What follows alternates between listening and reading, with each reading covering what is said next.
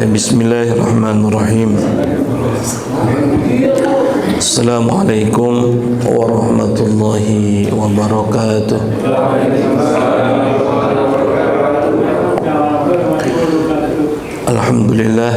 Alhamdulillahilladzi alafa baina qulubina fa asbahna bi ni'matihi ikhwana. Asyhadu an la ilaha illallah wa asyhadu anna Muhammadan abduhu wa rasuluhu alladzi la nabiyya ba'da. Bapak Ibu jamaah salat subuh Masjid Taman Mutiara yang Allah muliakan, alhamdulillah kita sudah sama-sama melaksanakan salat subuh berjamaah, dan insya Allah kita melanjutkan lagi dengan salah satu ibadah, ya, yang ibadah ini mendatangkan banyak keutamaan dan kemuliaan. Karena dalam hadis Nabi Sallallahu Alaihi Wasallam itu lam yuwarisuna dinaron wa dirham. Jadi Nabi itu tidak mewariskan dinar, Nabi tidak mewariskan dirham. Alladzina yuwarisuna al-ilm, tetapi yang Nabi wariskan itu adalah ilmu. Maka kata Nabi, ambillah sebanyak-banyaknya warisan yang ditinggalkan oleh Nabi itu berupa ilmu. Oleh karenanya Bapak Ibu jamaah sekalian, ya mudah-mudahan ketika kita hadir di majelis ilmu, ya selain ini ibadah yang mendatangkan keutamaan dan kemuliaan buat kita semua, insya Allah kita juga sedang mengambil ya sebagian daripada warisan yang ditinggalkan oleh Nabi Sallallahu Alaihi Wasallam, ya insya Allah, ya. Sehingga kelak orang-orang yang senantiasa berada di majelis ilmu, ya mudah-mudahan mereka insya Allah yang tergolong umat Nabi Sallallahu Alaihi Wasallam yang di hari akhirat nanti mendapatkan syafaat dari Nabi Sallallahu Alaihi Wasallam. Amin ya rabbal alamin. Bapak Ibu yang Allah muliakan, pada kesempatan ini saya ingin menukil satu ayat di dalam Al-Quran yang mudah-mudahan insya Allah menjadi renungan bagi kita semua, yaitu Quran Surah Al-Imran ayat 193.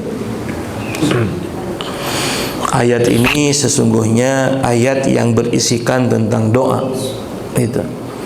Oleh karenanya kata para ulama, ya, bahwa doa ini adalah perkara yang sangat dicintai oleh Allah. Kalau saja seseorang melaksanakan sholat lalu kemudian tidak berdoa, maka kata Nabi, ketahuilah mereka itu termasuk orang yang sombong. Itu. Bahkan Nabi mengatakan ad-du'a mukhul ibadah. Doa itu saripati amal ibadah, gitu. Bahkan ketika hambanya berdoa, ya, menunjukkan kedekatannya dengan Allah Subhanahu wa taala, maka Allah katakan fa inni qarib, ya, bahwasanya aku ini dekat, ya. Fa inni qarib, ya. Ya, ini menunjukkan, ya, menunjukkan Bapak Ibu sekalian bahwa Allah itu sangat dekat dengan orang-orang yang senantiasa meminta kepadanya, begitu, ya. Dan ketika kita berdoa, kata para ulama, ya, yaitu afdolnya, ya, lebih utamanya berdoa, ya, berdasarkan dengan apa yang ada di dalam Al-Quran. Kenapa? Karena kalau Allah abadikan doa di dalam Al-Quran, itu menunjukkan bahwasanya doa itu dibaca oleh para nabi dan rasul.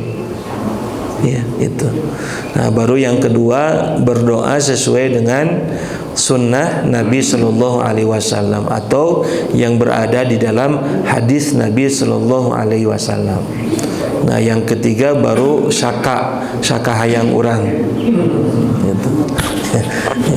Tapi kadang kita punya kemampuan menghafal doa sangat terbatas gitu ya. Jadi akhirnya kita sering berdoanya saka ingat yang saka hayang. Gitu. Nggak apa-apa Bapak Ibu sekalian, kalaupun kita berdoa ya sesuai dengan yang kita inginkan ya. Yang paling penting ketika kita berdoa kepada Allah, Allahumma inna nas'alukal khairat. Ya, yang paling penting kita meminta kepada Allah perkara-perkara yang baik.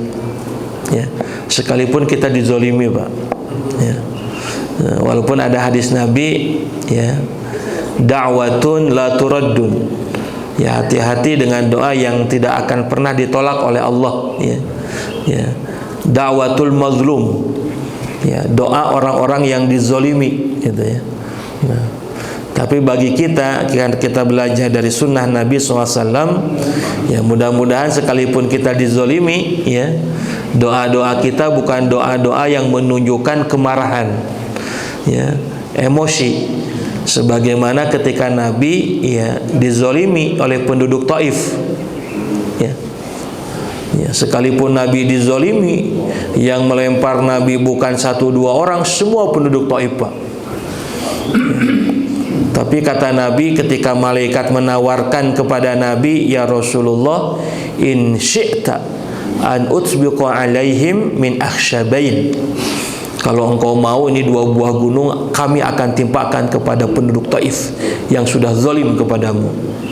Tapi kata Nabi, la an yukhriju min aslabihim wa man yu'minu billah wa lam yusyriku bihi syai'a. Jangan engkau timpakan kepada malaikat, tapi Nabi berdoa, doanya yang baik. Ya Allah, jadikan penduduk Taif ini orang yang beriman kepadamu dan orang-orang yang tidak menyekutukan kepadamu gitu. Masya Allah. Ya, mudah-mudahan kita bisa begitu ya. Jadi Bapak Ibu, kalau kita berdoa dengan apa yang ada dalam Al-Quran, apa yang ada dalam sunnah Nabi SAW, kata para ulama, pahala doanya 2. Yang pertama mendapatkan pahala berdoa karena doa itu adalah ibadah. Yang kedua pahala ittiba, pahala mengikuti. Karena Nabi membaca doa itu ya, dan kemudian kita mengikuti Nabi ketika membacanya, itu dapat pahala ittiba gitu ya. Maka penting Bapak Ibu ittiba itu. In kuntum tuhibbunallah fattabi'uni. Ya, jika kalian mencintai Allah, fattabi'uni, maka ikutilah aku ya. Ya, inilah keutamaan Nabi Shallallahu Alaihi Wasallam ya, sehingga umatnya bisa mengikuti dalam banyak perkara ya, dan itu tidak didapatkan oleh Nabi dan Rasul yang lain, Pak. Ya. Makanya ketika ada ayat laqad kana lakum fi rasulillahi uswatun hasanah, dalam riwayat Waras itu nggak dibaca uswatun tapi iswatun, pakai kasroh. Karena cara membaca Al-Quran itu banyak. Kalau yang pertama pakai dhammah di atas, yang satu kasroh di bawah. Ya, kalau pakai dhammah kita mengikuti Nabi di atas tadi ya, kalimat harokat di atas, kita mengikuti Nabi perkara-perkara yang besar. Dan Nabi mencontohkan semuanya itu, Pak. Ya, perkara-perkara besar dicontohkan oleh Nabi. Ya. Ya, ketika dibaca iswatun kata para ulama, maka pun kita mencontoh Nabi termasuk perkara-perkara kecil, Pak. Dan itu semuanya dicontohkan oleh Rasulullah, baik perkara yang kecil atau yang kita anggap remeh-temeh, bagaimana Nabi makan, bagaimana Nabi berjalan gitu ya, bagaimana Nabi masuk ke kamar mandi, keluar kamar mandi, itu ada contohnya semua. Dan itu tidak didapatkan oleh Nabi dan Rasul yang lainnya, Pak. Ya. Ya, maka Nabi termasuk mengajarkan risalah yang sangat sempurna gitu ya. Makanya tidak boleh mengimani ya Nabi setelah Nabi Muhammad sallallahu alaihi wasallam, walaupun banyak yang mengaku-ngaku Nabi begitu ya. Nah itu Bapak Ibu, pentingnya kita ya berdoa dengan apa yang ada dalam Quran dan hadis Nabi SAW. Nah pada kesempatan ini bukan hanya saya mengingatkan, mengenalkan ada doa yang Allah abadikan di dalam Al-Quran yang dibaca oleh Nabi, tetapi mudah-mudahan menjadi renungan bagi kita semua ya. Apa doa yang Allah abadikan di dalam Al-Quran surat Al-Imran ayat yang ke-193? Yang pertama, Rabbana innana sami'na munadiyan yunadi lil iman. Ya Allah, wahai Tuhan kami, karena pakai jama di sini, wahai Tuhan kami, sesungguhnya kami telah mendengar ya orang-orang yang menyeru ya kepada keimanan ya. Maka spirit yang pertama Bapak Ibu ya, saya baca dulu semuanya ya. Ini sebetulnya doa, ini doa familiar, doa ini sering kita dengar ya, tapi kadang kita agak sulit mengamalkannya ya, agak sulit mengamalkannya. Rabbana innana sami'na munadiyan yunadi lil iman an aminu bi rabbikum fa amanna Rabbana faghfir lana dhunubana wa kaffir anna sayyiatina wa tawaffana ma'al abrar. Mudah-mudahan kandungan yang ada di dalam doa ini menjadi spirit dalam kehidupan kita.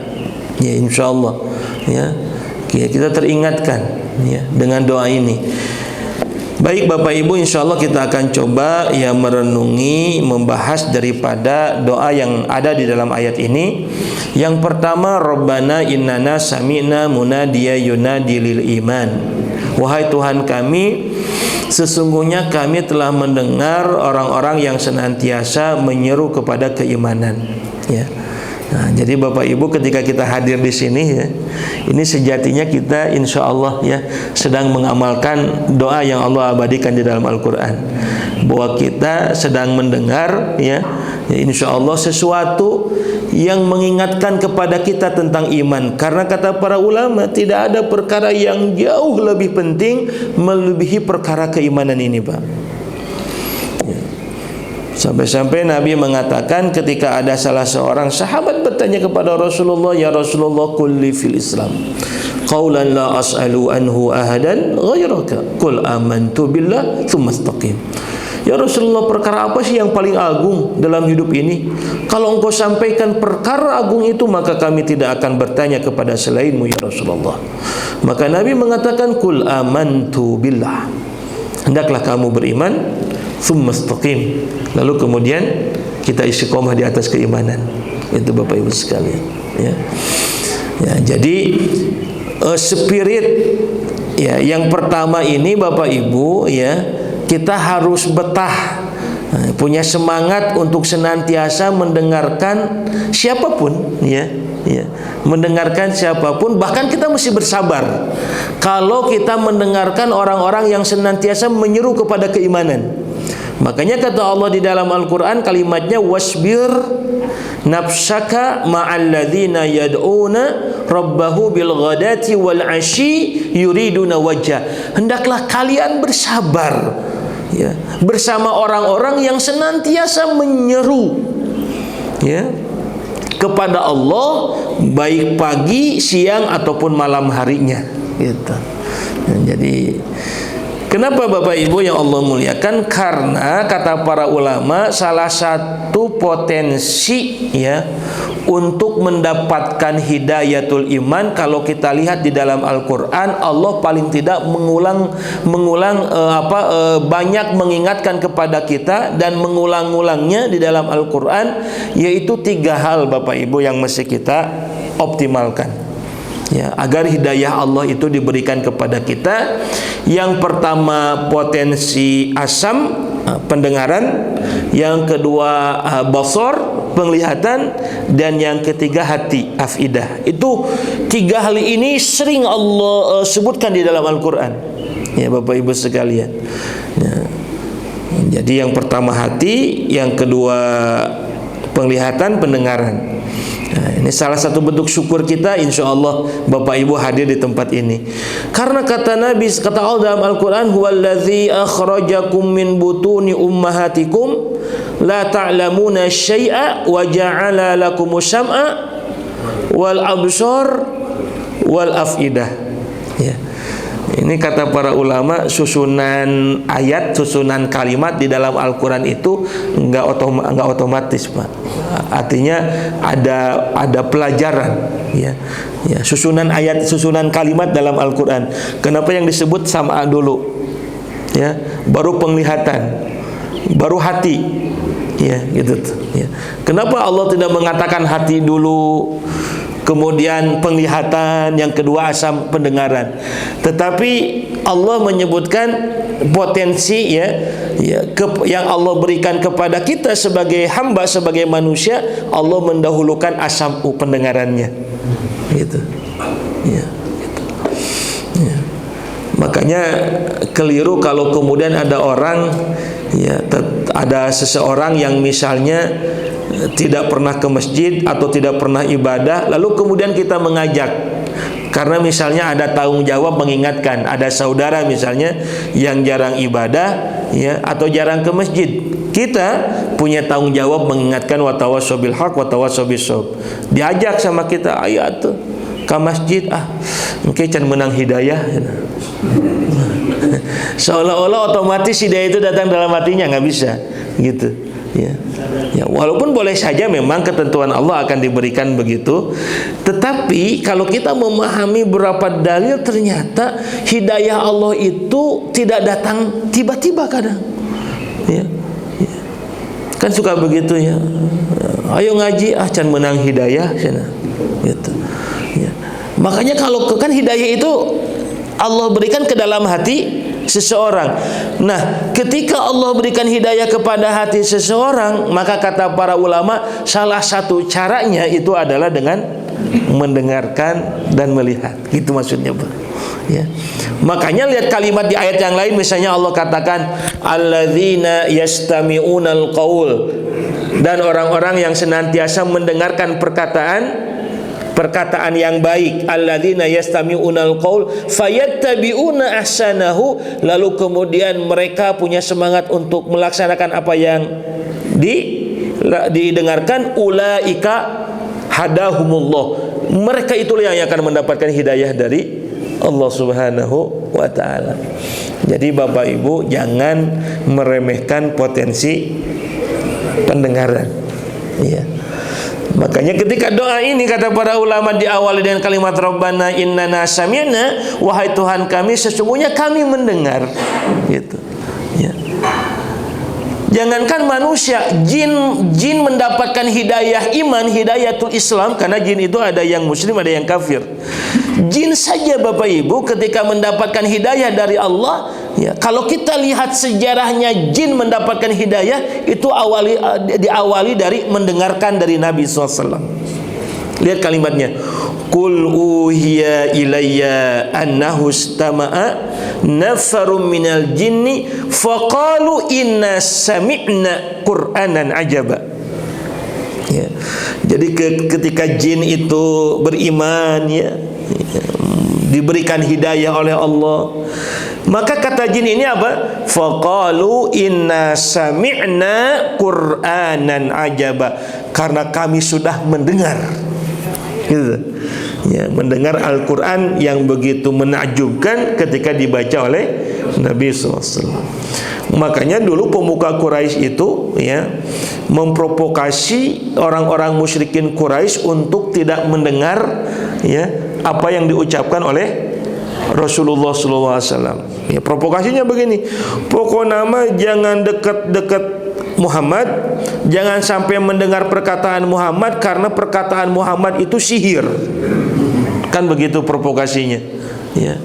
Tapi dengan diprovokasi begitu, sebagian orang penasaran, emang apa yang dikatakan oleh Muhammad, begitu kan? Gitu. Ya. Jadi kadang ini pelajaran buat kita, Pak. Ya. Jadi kadang ada orang itu ada penasaran kepada sesuatu yang dilarang kadang, ya. Ya. Ya. Kan gitu. Jangan datang ke tempat itu angker, penasaran siga kumaha sih angkerna gitu teh. Akhirnya dibuat konten. Jadi duit lagi, Pak, gitu. Gitu. Ya, Bapak Ibu yang Allah muliakan, jadi satu ya, potensi pendengaran nggak boleh kita abaikan, juga penglihatan ya. Makanya ketika Allah memberikan potensi, yang pertama Allah Subhanahu wa taala awali dengan kalimat ya pendengaran dulu, baru penglihatan gitu ya. Dan paling penting, Pak, makanya Bapak Ibu sekalian ya, yang bisa seseorang mendapatkan hidayah dari Allah, boleh jadi salah satu sebabnya adalah mendengar. Maka kata Allah dalam doa ini, Bapak Ibu nggak boleh merasa bosan. Ya. Kalau misalnya di DKM ini ada beberapa jadwal pengajian, ya sempat tuh ada ada ini masjid kok banyak terus kajiannya gitu kan, gitu ya. Bosen, nggak boleh, Pak, ya. Ya, kalau kita sempat ikuti, kalau tidak sempat ya nggak apa-apa ya. Tapi yang paling penting jangan sampai tinggalkan majelis ilmu yang seperti ini, Bapak Ibu. Di samping ini kan taman surganya, ya, taman surga kita, Bapak Ibu sekalian. Fa iza marartum bi riyadil jannah fartau, kata Nabi. Jika kalian sedang berjalan melewati taman surga, duduk, dengarkan, singgah di taman surga itu. Apa taman surga itu? Yaitu majelis ilmu. Nah, ketika penyeru ya kepada keimanan dan mengatakan an aminu rabbakum fa amanna, ya, hendaklah kalian beriman kepada Allah, maka kita mengatakan insya Allah kita menjadi orang-orang yang beriman gitu. Mudah-mudahan Allah jaga iman kita, Bapak Ibu sekalian, sampai nanti malakul maut datang menjemput nyawa kita. Ya, karena sejatinya yang bisa menggerakkan seseorang untuk bisa berbuat kebaikan, untuk bisa beribadah, itu adalah keimanan, Pak. Bukan banyaknya harta kita. Kalau seseorang diberikan keluasan, kelapangan harta, tapi tanpa ada iman, sulit rasanya akan memanfaatkan hartanya untuk hal-hal yang baik. Gitu. Jadi semuanya seseorang bisa beramal soleh itu perkara yang ada di dalam dirinya adalah iman. Karena iman ini yazid wa yankus, Pak, kadang naik turun ya, maka insya Allah Bapak Ibu ketika mendengarkan hal yang seperti ini, berada di majelis ilmu, sebagaimana ungkapan Nabi kepada para sahabat, nahnu najlis minas sa'ah, duduk sebentar ya di majelis seperti ini untuk memperbaharui iman kita kepada Allah Subhanahu wa taala. Ini yang pertama, Bapak Ibu ya. Jadi mudah-mudahan Bapak Ibu, insya Allah Bapak Ibu bisa menikmati, merasakan zauq, cita rasa ya, ketika kita berada di majelis ilmu, karena kita senantiasa mendengarkan perkara-perkara kebaikan gitu ya. Insya Allah ya. Jadi nggak sampai begini, ini Ustaz iraha beresna ya, bosen jadi begitu ta. Kapan beresnya begitu? Nah, insya Allah mudah-mudahan kita termasuk orang yang istiqomah. Yang kedua, Bapak Ibu nih, yang kedua kalimatnya apa? Rabbana ighfir lana dzunubana. Saya sambung aja ya, nggak apa-apa. Rabbana ighfir lana dzunubana wa kaffir anna sayyiatina. Wahai Tuhan kami, ampuni dosa kami, tutupi kesalahan kami ya. Ini kata para ulama dalam tafsir, Bapak Ibu ya, walaupun secara sekilas kadang memiliki makna yang sama, diampuni dosa, ditutupi kesalahan, tetapi kata para ulama, kalimat Rabbana ighfir lana dzunubana, wahai Tuhan kami, ampuni dzunubana, di sini dosa besar kami. Itu kata para ulama ya. Wa kafir anna sayyiatina, tutupi kesalahan kami, kata para ulama artinya ampuni dosa-dosa kecil kami. Gitu Bapak ya. Pelajaran yang penting bagi kita, Bapak Ibu yang Allah muliakan, ketika Nabi membaca doa ini lalu kemudian mengajarkan kepada para sahabat, sesungguhnya Nabi tahu bahwa yang namanya manusia tidak terlepas daripada dua hal dosa.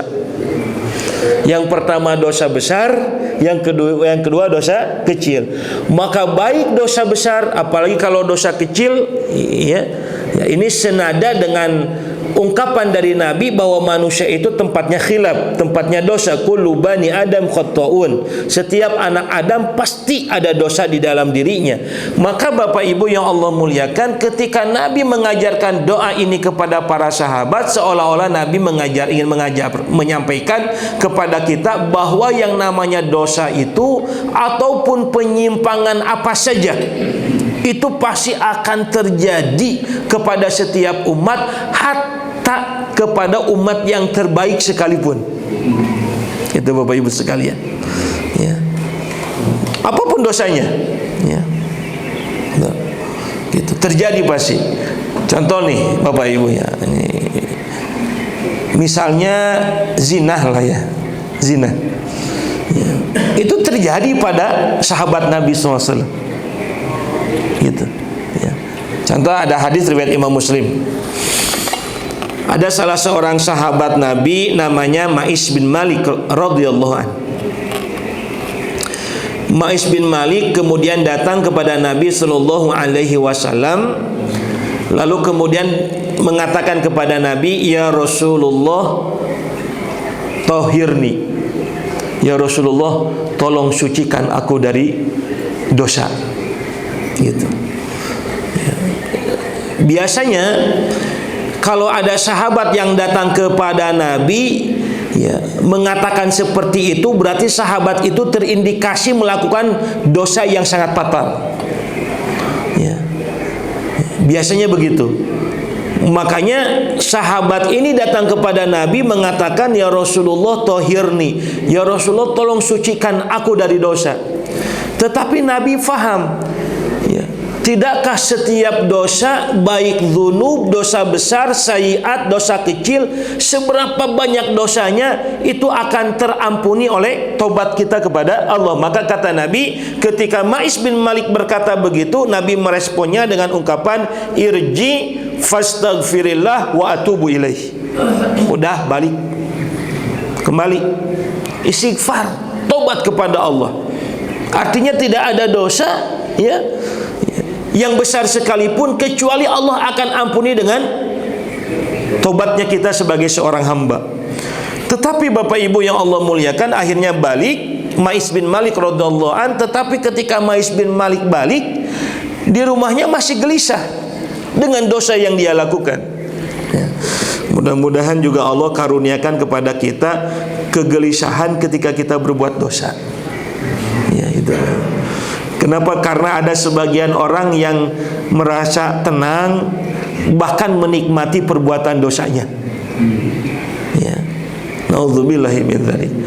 Maka salah satu bentuk azab Allah, kata para ulama, ya, azab Allah kepada seseorang yang sudah jauh meninggalkannya, salah satu bentuk azab itu kadang mereka menikmati atas perilaku dosanya. Ya. Ada orang menikmati perilaku dosa, itu azab sesungguhnya tuh. Ya. Sebelum mereka mendapatkan azab yang lebih besar lagi. Ya. Ya. Makanya kalau ada orang soleh, orang yang secara zahiriyah baik, orang yang secara zahiriyah soleh, tetapi mereka terpapar dengan satu dosa dan dosa itu diulang-ulang, ya, itu salah satu bentuk azab Allah Subhanahu wa taala. Ya. Orang yang beriman, kata Nabi SAW, yaradzunubahu. Orang yang beriman itu kalau melihat dosanya itu sebagaimana qa'idun ala tahta jabalin, sebagaimana dia duduk di bawah gunung. Fa khafa an yaqa' alaihi, yang dia mengkhawatirkan jangan-jangan gunung itu akan menimpa dirinya. Itulah orang yang beriman. Tapi kalau orang-orang fasik berbuat dosa, ya, yaradzunubahu kadzubabin marra al anfi, sebagaimana nyamuk yang hinggap di hidungnya lalu kemudian tinggal diusir saja. Artinya meremehkan daripada perbuatan dosa. Maka Ma'is bin Malik, Bapak Ibu yang Allah muliakan, betapa gelisah sekalipun Nabi sudah memberikan rekomendasi, Pak. Berarti kalau Nabi mengatakan istighfar, tobat kepada Allah, ini rekomendasi dari Nabi. Ya, bahwa apapun yang menimpa diri kita, dosa apapun, dengan istighfar, dengan taubat kepada Allah, maka Allah akan ampuni dosanya. Tapi tidak dengan Ma'is bin Malik, Pak. Ma'is bin Malik akhirnya datang lagi kedua kalinya kepada Nabi dan mengatakan yang sama kepada Rasulullah, ya Rasulullah, tahhirni, sucikan aku dari perbuatan dosa. Maka Nabi lagi-lagi menjawab, irji fastaghfirillah wa atubu ilaih. Balik, kata Nabi, udah kembali, istighfar, taubat sama Allah. Akhirnya balik lagi, Pak. Udah balik di rumahnya, kegelisahan ini nggak hilang, Pak. Terus gelisah sampai keempat kali datang kepada Nabi Sallallahu Alaihi Wasallam. Ya, sesungguhnya kata para ulama ini juga ada beberapa pelajaran, ya, karena setiap hadis ya itu pasti di dalamnya ada mengandung hikmah. Ketika Nabi menyatakan irji fastaghfirillah wa atubu ilaik, pelajaran yang pertama tadi bahwa dengan istighfar, dengan taubat kepada Allah, ya sekalipun dosa besar itu akan Allah ampuni. Karena itu yang pernah terjadi, datang kepada Nabi orang melakukan dosa besar, lalu kemudian turun ayat Allah, qul ya ibadiyalladzina asrafu la taqnatu min rahmatillah innallaha yaghfiru dzunuba jami'a. Kata Allah, wahai hambaku yang melampaui batas, jangan kalian berputus asa dengan rahmat Allah, maka Allah akan mengampuni seluruh dosa-dosa kalian. Itu hikmah yang pertama. Hikmah yang kedua, Bapak Ibu yang Allah muliakan, kenapa Nabi mengatakan irji fastaghfirillah wa atubu ilaih berulang-ulang? Karena Nabi tidak mau bahwa Ma'is bin Malik atas perbuatan dosanya diketahui oleh banyak orang. Saat itu Nabi sedang bersama para sahabat.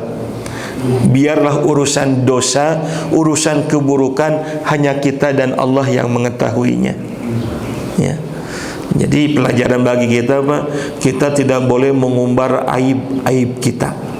Karena kata para ulama, sesungguhnya diri kita ini banyak aib, tetapi Allah sudah tutup aib-aib kita, dan itu salah satu bentuk kasih sayang Allah kepada hambanya, ditutuplah aib-aib kita oleh Allah Subhanahu wa ta'ala. Ya.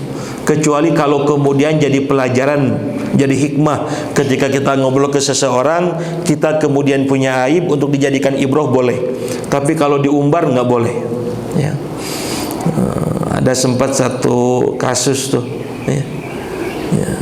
Bupati di salah satu kota di Jawa Barat, ya, ya, ketika membuat lagu, ya, lagunya viral karena merendahkan kaum perempuan, itu sampai disomasi gitu ya sama tokoh-tokoh wanita nasional, ya, ya, buat judul lagu tuh lalaki langit lalanang jagat gitu kan, ya. Ustaz itu kudu update, Pak, ya, supaya jadi hikmah pelajaran begitu ya. Ya, ya, akhirnya beliau mengklarifikasi begitu kan. Ya, kata bupati ini, ya, ya, ini bukan dalam rangka, tidak punya niat untuk merendahkan wanita gitu kan. Ya, tetapi berangkat dari pengalaman dirinya yang pernah meniduri 100 orang wanita. Gitu kan. Itu kayak gitu, Pak, kayak gitu ya. Jadi Bapak, saya bisa ngomong begini kenapa? Karena saya berpendapat Imam Ibnu Taimiyah, kalau keburukan pejabat publik boleh disampaikan. Ya. Kenapa? Kalau saudara nggak boleh, Pak.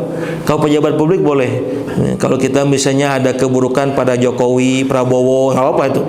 Kenapa? Karena keburukan pejabat publik itu berdampak kepada kemaslahatan, kata Imam Ibnu Taimiyah. Makanya saya mengatakan begini, Bapak Ibu ya, milih pemimpinnya kudu hati-hati begitu ya. Ya, dia mengatakan langsung tuh, ya, ini pengalaman pribadi gitu kan. Wah, insyaallah gitu kan. Ini keburukan kita nggak tahu jadi apal, Pak. Gitu. Masyarakat nggak tahu jadi pada hafal. Maka pelajaran hadis tadi, Bapak Ibu ya, kalau saja ada sahabat datang kemudian Nabi sedang berkumpul bersama para sahabat, maka hikmahnya ketika Nabi mengatakan irji fastaghfirillah wa atubu ilaih, ya, maka Nabi ingin bahwa keburukan dosa pasti ini Nabi tahu Ma'is bin Malik pasti punya dosa besar nih, tetapi Nabi ingin bahwa keburukan dosanya Ma'is bin Malik biar dia dan Allah yang hanya mengetahuinya. Ya, nah, maka Bapak Ibu mudah-mudahan kita bisa menjaga aib kita. ya, dan menjaga aib saudara kita.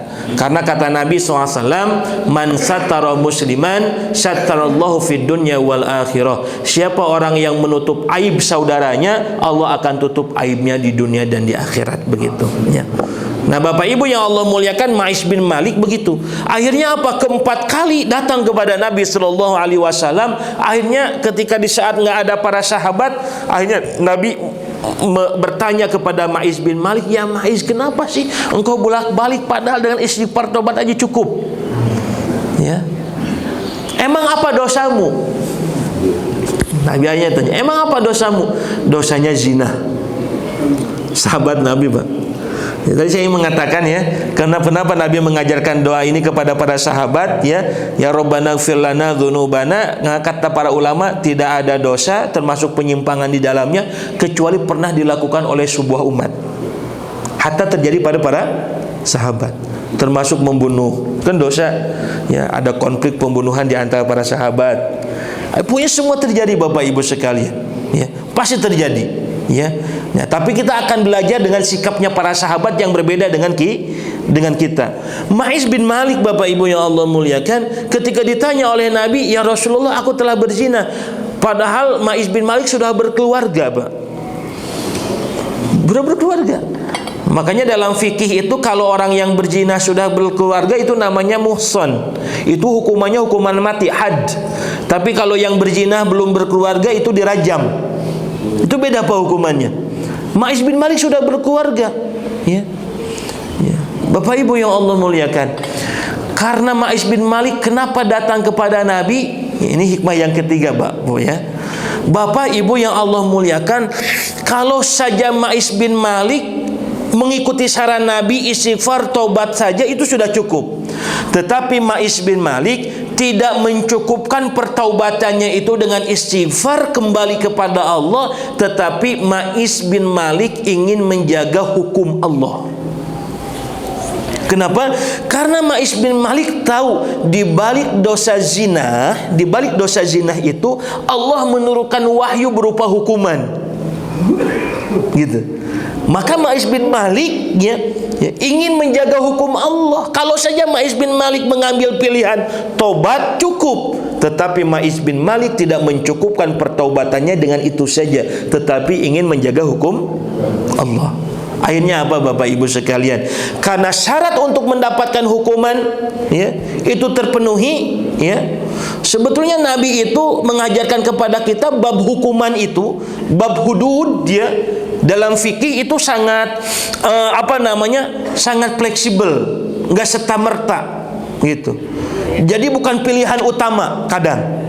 Dari beberapa hadis, misalnya contoh hadis riwayat Imam Bukhari ya, menyebutkan ada seorang wanita al-Ghamidiyah yang dia pun sama berbuat zina, datang kepada Nabi Sallallahu Alaihi Wasallam, tetapi si wanita yang berbuat zina ini sedang hamil. Masyhur kan hadisnya ya? Dia ingin sama mendapatkan hukuman, tetapi kata Nabi, engkau sedang hamil, lebih baik engkau pulang, jaga janinmu yang ada dalam kandungan sampai lahir. Dijaga apa coba bayangkan? Enggak langsung kan hukuman itu, oh kamu berbuat zina dirajam, kamu berbuat zina dihad oleh Nabi sallallahu alaihi wasallam, enggak, tapi Nabi suruh pulang. Akhirnya apa? Si wanita ini sudah melahirkan, dia masih punya PR, beban, tanggungan. Datang lagi kepada Nabi, ya Rasulullah, sesungguhnya aku sudah melahirkan seorang anak, kami siap untuk menerima hukuman. Maka kata Nabi apa? Anakmu butuh ASI, maka balik susui anakmu sapi sampai waktu penyapiannya beres, begitu. Itu bentuk fleksibilitas Nabi SAW. Jadi termasuk bukan pilihan utama, begitu. Makanya Nabi tahu kalau ada sahabat yang berbuat dosa, dengan saran Nabi fastaghfirillah wa atubu ilaih aja udah cukup. Tetapi kan kualitas sahabat berbeda dengan kita kalau berbuat dosa. Kalau kita berbuat dosa, Pak, ya, pilihannya tobat, yang kedua menerima hukuman. Kira-kira Bapak yang pilih yang mana nih? Cukup tobat, Pak ya? Cukup tobat saja Pak daripada menerima hukuman. Kalau Bapak cukup tobat saja udah sah, Pak. Dosa kita akan diampuni karena Allah ini Maha Pengampun. Rabbana ighfir lana dzunubana. Tapi tidak dengan Ma'is bin Malik. Gitu. Jadi Ma'is bin Malik itu dia ingin punya semangat dalam dirinya menjaga hukum Allah. Dia bisa tobat, tapi siapa yang akan menjaga hukum Allah? Begitu. Akhirnya karena Bapak Ibu yang Allah muliakan, ya, terjadi pada Ma'is bin Malik, ya, syarat untuk menerima hukuman, dihukum oleh Nabi sampai matilah Ma'is bin Malik, Pak. Meninggal. Ketika Ma'is bin Malik meninggal, Bapak Ibu yang Allah muliakan, di antara para sahabat berselisih pendapat. Ada sebagian sahabat yang mengatakan begini, sungguh celaka Ma'is bin Malik disebabkan karena perbuatan dosanya.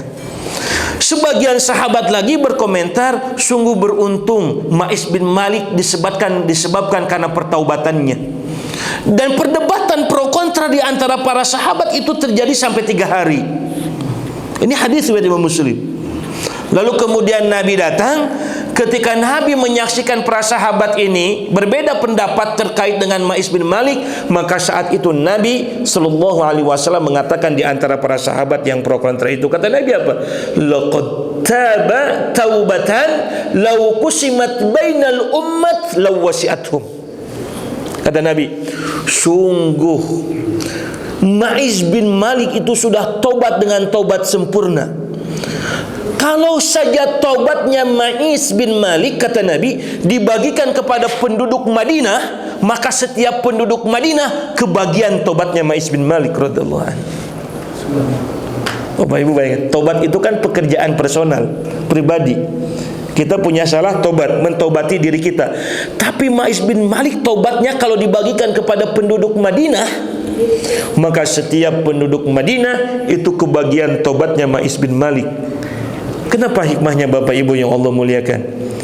Ya, karena tobatnya Ma'is bin Malik dibarengi dengan upaya menjaga hukum Allah. Maka Bapak Ibu, inilah keutamaan menjaga hukum Allah Subhanahu wa taala. Makanya disebutkan oleh para ulama, indikator orang yang memiliki keimanan yang paling tinggi itu bukan hanya dilihat daripada ruku sujudnya, ya, tetapi ciri orang yang memiliki keimanan yang tinggi itu adalah mereka yang menjaga hukum Allah, Pak.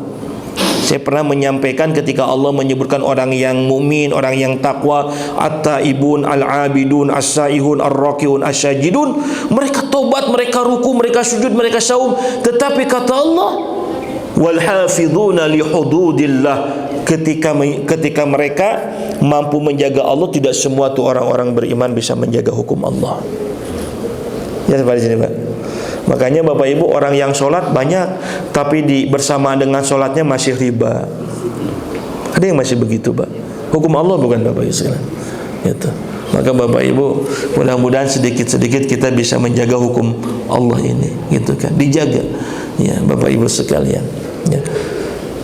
Nah, ini pentingnya dari Ma'is bin Malik. Tetapi lagi-lagi tadi ya, saya ingin menjelaskan Bapak Ibu kenapa Nabi mengajarkan doa itu, bahwa pasti yang namanya setiap penyimpangan, setiap dosa itu terjadi kepada setiap umat. Ya. Korupsi terjadi nggak sama sahabat? Saya ingin mengatakan korupsi yang jelas-jelasnya memang ada hadis Nabi riwayat Imam Bukhari misalnya nih, pelajar bagi kita. Disebutkan namanya Kirkiroh. Kirkiroh ini yang melayani Rasulullah, Pak. Ya, yang melayani Nabi, berarti artinya punya kedekatan dengan Nabi Sallallahu Alaihi Wasallam. Ketika Kirkiroh ini pergi berangkat jihad bersama-sama dengan kaum muslimin, akhirnya dia menemukan dalam pertempurannya itu syahid. Jadi meninggal dunia beliau, syahid dalam peperangan, Pak. Ya. Ya. Lalu kemudian ketika Kirkiroh ini dia mendapati syahid dalam pertempuran, Nabi tidak mau menyolatkannya, Pak. Hadis Bukhari ini tidak mau menyolatkannya. Sekalipun Nabi tidak mau menyolatkannya, Nabi memerintahkan kepada para sahabat untuk mensolatkan Kirkiroh. Lalu sahabat bertanya kepada Rasulullah, ya Rasulullah, kenapa engkau tidak mau mensolatkan Kirkiroh? Padahal orang dekat dengan Nabi, pelayan Nabi SAW. Apa kata Nabi? Sesungguhnya Kirkiroh ya telah mengambil sesuatu yang bukan haknya. Jadi ada ghanimah, harta rampasan perang, belum dibagi oleh Rasulullah, tetapi kira-kira sudah mengambilnya. Apa yang diambil? Sehelai kain, Pak. Sehelai kain dari harta rampasan perang diambil oleh kira-kira, ya, Nabi belum. Itu harta rampasan perang itu halal bagi kaum muslimin kalau sudah dibagi oleh Rasulullah. Karena hakikatnya harta rampasan perang itu, ya, itu legitimasinya ada di Rasulullah. Yas'alunaka 'anil anfal qulil anfal lillahi war rasul. Tapi kalau Nabi membagikan maka halal bagi kaum muslimin. Kira-kira, ya, mengambil sehelai kain dari harta rampasan perang, Pak, yang menyebabkan Nabi tidak mau mensolatkannya. Bagaimana dengan uang 500 miliar, ya, dengan ratusan juta? Ini baru sehelai kain, Pak, gitu. Ya, makanya saya sampaikan, Pak, kadang ada orang yang begitu, orang yang korupsi, bisa jadi dia haji, umroh, ibadah, bisa dia, tapi menjaga hukum Allah belum tentu belum bisa. Makanya tingkatan yang paling tinggi bagi orang yang beriman itu adalah wal hafizuna li hududillah, ketika mereka mampu menjaga hukum Allah, ya. Nah, itu pelajaran daripada doa tadi, ya, Rabbana ighfir lana dzunubana, ya. Maka Bapak, dzunubana cukup sesungguhnya dengan taubat, ya. Kalau Bapak Ibu kita punya kesalahan, dosa besar, ya, lalu kemudian memilih pengampunannya lewat taubat, enggak apa-apa, sah, ya. Ya. Tapi mudah-mudahan kalau ada, kita tidak mengulangi dosa-dosa besar lagi, ya. Mana kalimatnya Rabbana ighfir lana dzunubana. Kalau wa kafir anna sayyi'atina, dosa-dosa kecil Bapak Ibu itu akan tertutupi dengan kebaikan-kebaikan yang kita lakukan.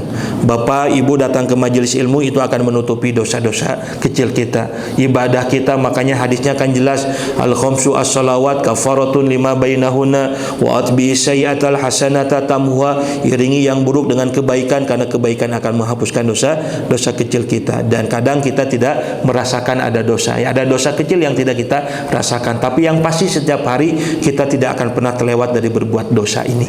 Ya ibadi innakum tukhti'una fil laili wan nahar. Terakhir, karena waktunya Bapak Ibu yang Allah muliakan, ya, spirit yang terakhir wa tawaffana ma'al abror. Jadi Bapak Ibu perhatikan kalimatnya. Dalam doa ini tidak dikatakan begini, ya Allah wafatkan aku dalam keadaan baik, ya Allah wafatkan aku dalam keadaan soleh. Tetapi kalimat doanya itu adalah wa tawaffana ma'al abror, ya Allah wafatkan kami bersama dengan orang-orang soleh, ya. Maka penting bagi kita Bapak Ibu punya bi'atus solehah, punya lingkungan yang baik. Alhamdulillah Bapak Ibu senantiasa terbiasa berinteraksi dengan orang-orang yang senantiasa mengingat Allah, karena ini penting bagi kita, ya, agar kemudian kita diwafatkan bersama dengan orang-orang soleh itu, ya, karena ini adalah salah satu kenikmatan bagi seorang hamba, ya. Jangan sampai nanti kita menyesal di hari akhirat. Kata Allah di dalam Al-Quran, yaqulu ya laitani lam attakhid fulanan khalilan. Nanti ada orang menyesal, ya Allah kenapa aku di dunia aku tidak mengenal orang-orang soleh, aku tidak bergaul dengan orang-orang soleh. Maka penting Bapak Ibu kita punya lingkungan, ya, punya lingkungan di mana di lingkungan itu kita ngobrol, kita berinteraksi, bahkan boleh kita melakukan apa saja kegiatan yang dianggap baik, tetapi bersama dengan orang-orang yang senantiasa mengingat Allah. Jadi kalau kita bersama-sama dengan yang begitu, Pak, misalnya kalau sedang mancing, ya, ada waktu sholat heula gitu, ya. Tapi kalau kita nggak bersaul dengan orang yang mengingat Allah, Pak, mancing udah sholat, eta poho waktu sholat ya, Pak, sampai bisa begitu, ya, ya bablas kita masih gitu, sedang touring misalnya, Bapak Ibu, sedang touring. Kalau kita bersama dengan orang-orang yang mengingat Allah, maka kita akan saling mengingatkan waktunya sholat, gitu. Tapi lamun touring najeng taran mengingat Allah, ya, gitu. Kemarin saya ngobrol ngisi pengajian, Ustaz, kita ini touring kadang kemana, ya, ke nyerita tuh jamaah touring ke Jayanti misalnya, Jayanti. Udah di sana, Ustaz, kita nginep, ditawarin tuh. Dia di sana, saya kata orang ada yang menawarin itu, ya, awalnya pijit gitu kan, ya. Tapi Bapak Ibu jangan jadi referensi nih, ya. Ini saya dapat jamaah yang suka ke sana Pak, begitu kan? Ya. Jadi kata jamaah, ada kadang orang begitu ya, lelahnya perjalanan itu nanti akan ada yang dituju adalah maksiat. Gitu. Yang tujuannya maksiat gitu kan, ya. Gitu. Ini kemarin banget saya sebenarnya. Jadi artinya begitu, kalau kita kebersamaan dengan orang soleh itu, ya, maka insya Allah dalam aktivitas apapun, ya, insya Allah, ya, kita saling mengingatkan. Fadzakir fa inna dzikra tanfaul mu'minun. Saling mengingatkan karena mengingatkan ini bermanfaat bagi orang yang beriman. Jadi Bapak Ibu itu ya renungan ayat dalam Quran surah Ali Imran ayat 193. Mudah-mudahan ini menjadi spirit bagi kita, ya, punya semangat untuk senantiasa mendengarkan hal-hal yang baik. Kita datang di majelis ilmu seperti ini, insya Allah Allah ini luas ampunannya, luas rahmatnya Allah.